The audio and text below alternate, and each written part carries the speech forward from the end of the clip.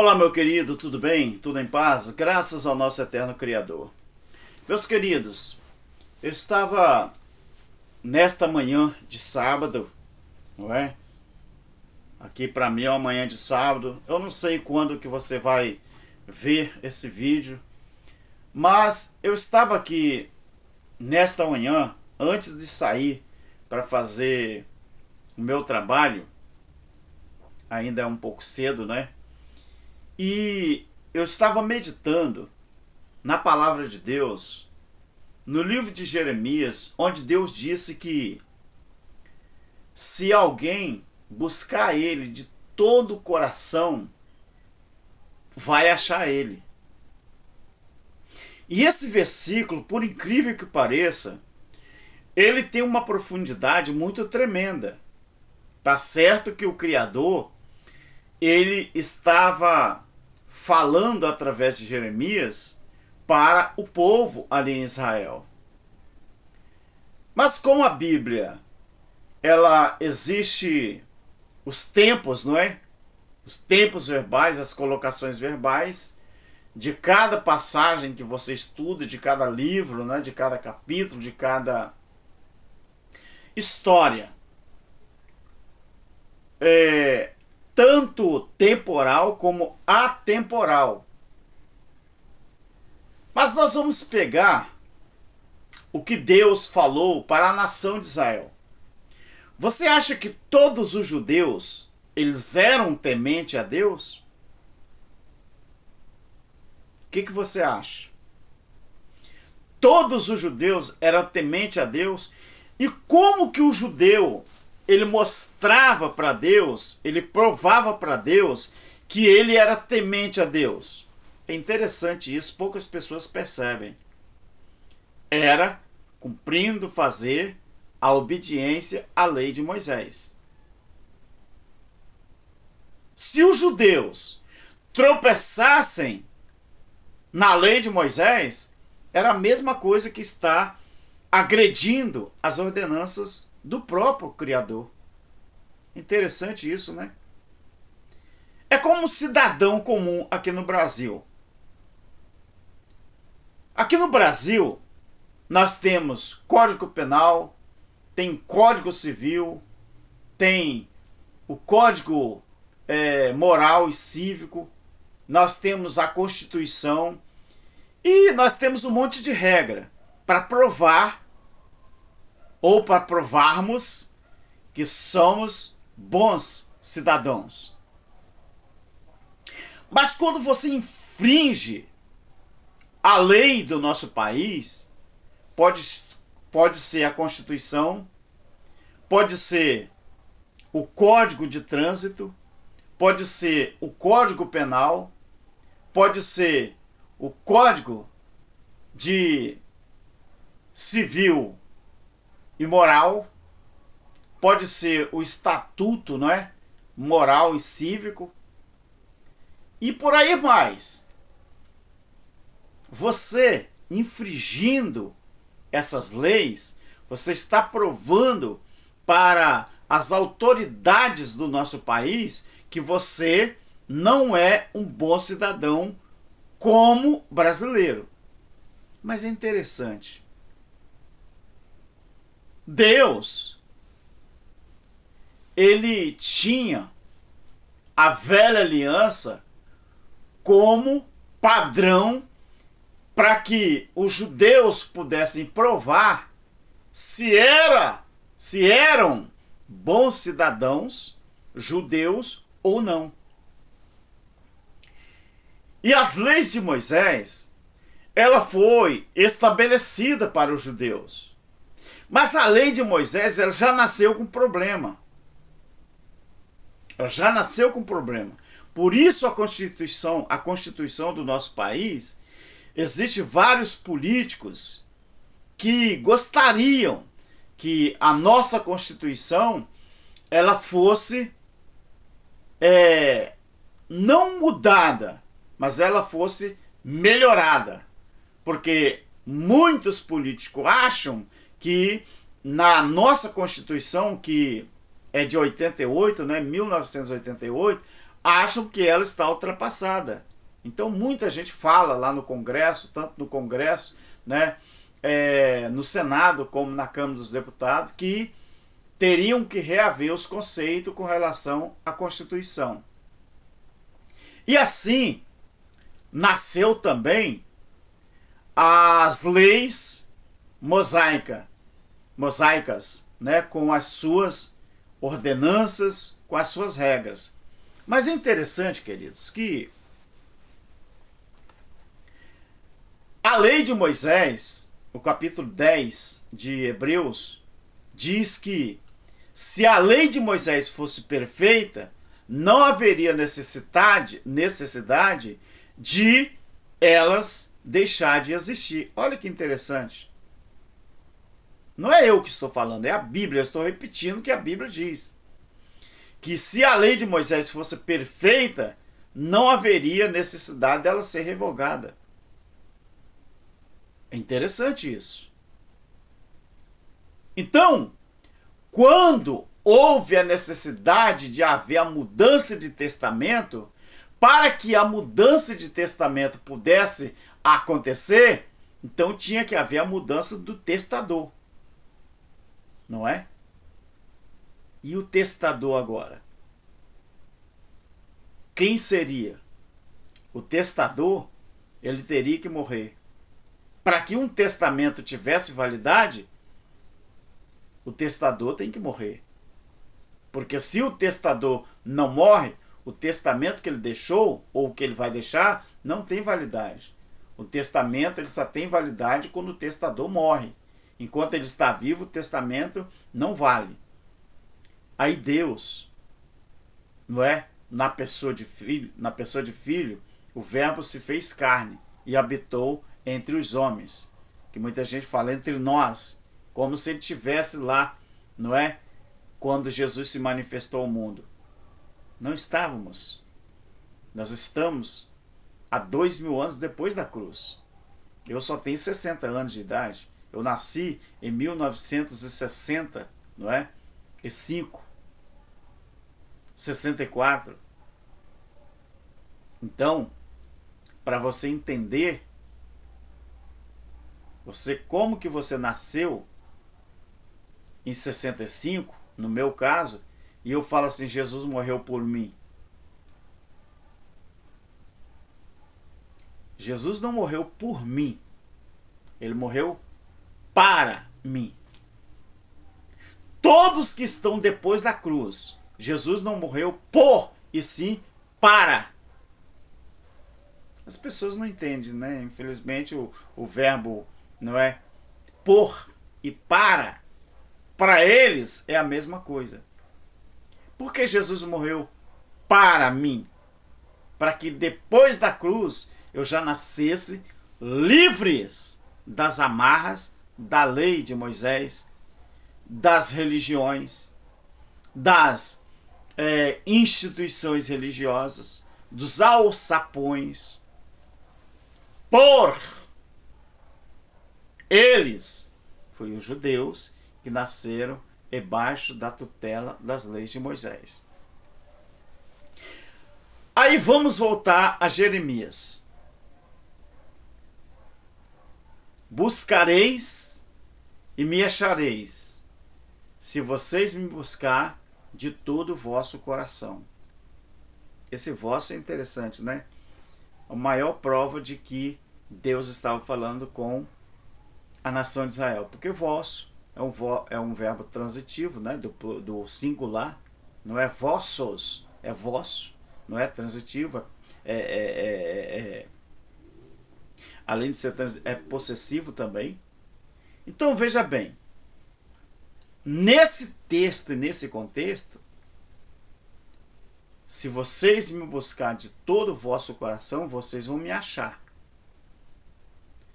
Mas esse achar está inserido algum modo de vida ou modo de vende?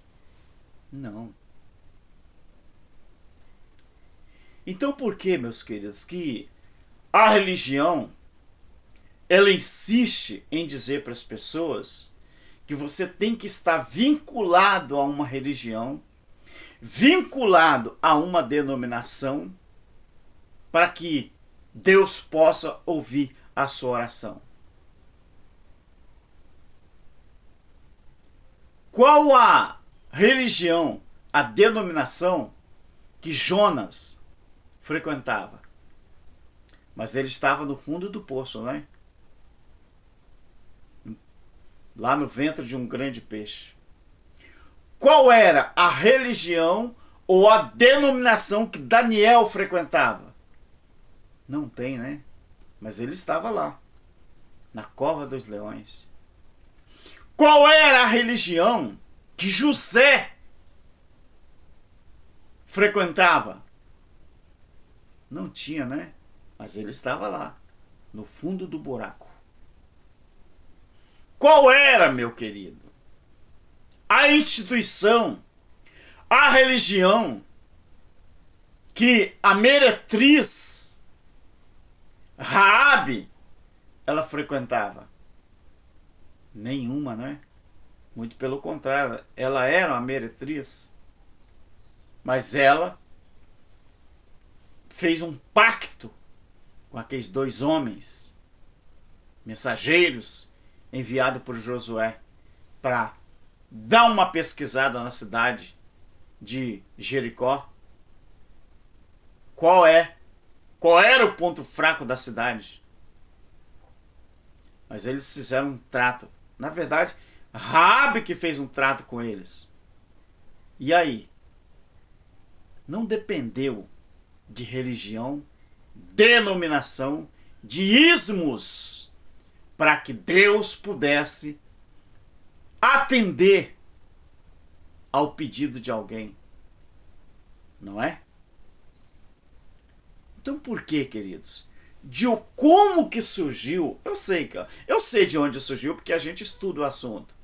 Mas como pode alguém acreditar tanto nesse negócio de religião, esse negócio de denominação, que você nasce livre ao longo dos anos, que você vai crescendo, é imposta sobre a sua vida esse negócio de religião, denominação, e você acaba acreditando que você tem que conviver o resto da sua vida com isso.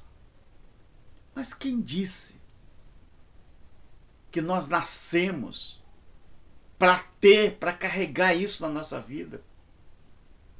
Nós nascemos livres. Aí a religião vem, trava você, escraviza, manipula, e você fica robotizado, trabalhando em função da religião, das denominações e desses cães gulosos que estão aí. Por quê? É tão difícil a pessoa acordar. Por quê? Vocês vão me buscar e vocês vão me achar, se vocês me buscar de todo o vosso coração. O que é buscar a Deus de todo o nosso coração? É buscar a Deus sem reservas. Ou você busca a Deus para Deus resolver o seu problema, ou você busca a Deus para Deus ajudar a quem você escolheu para resolver o seu problema. Deus não faz isso. Você tem um problema civil, trabalhista, familiar, econômico, espiritual ou material?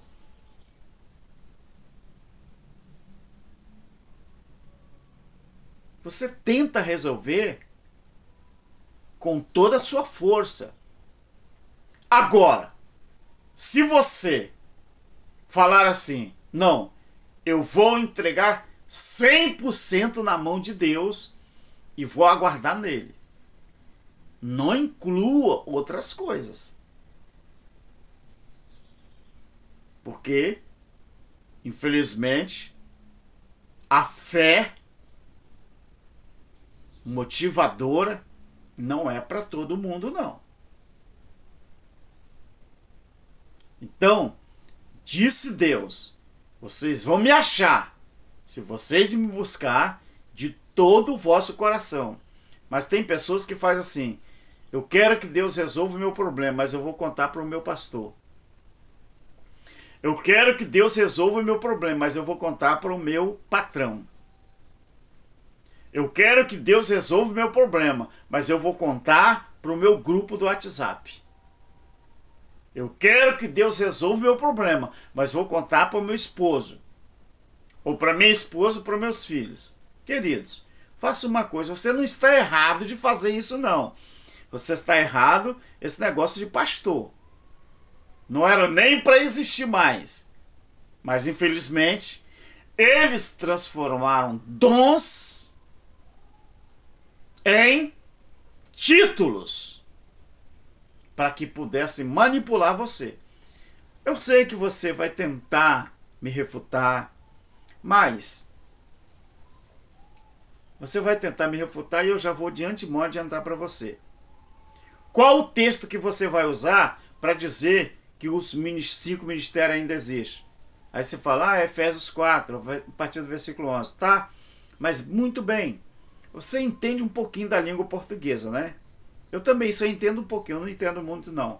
Mas quando você lê Efésios 4, pelo amor de Deus, você dê valor ao verbo até do versículo 13.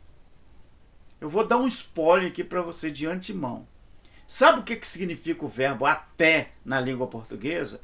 É limite, espaço, tempo.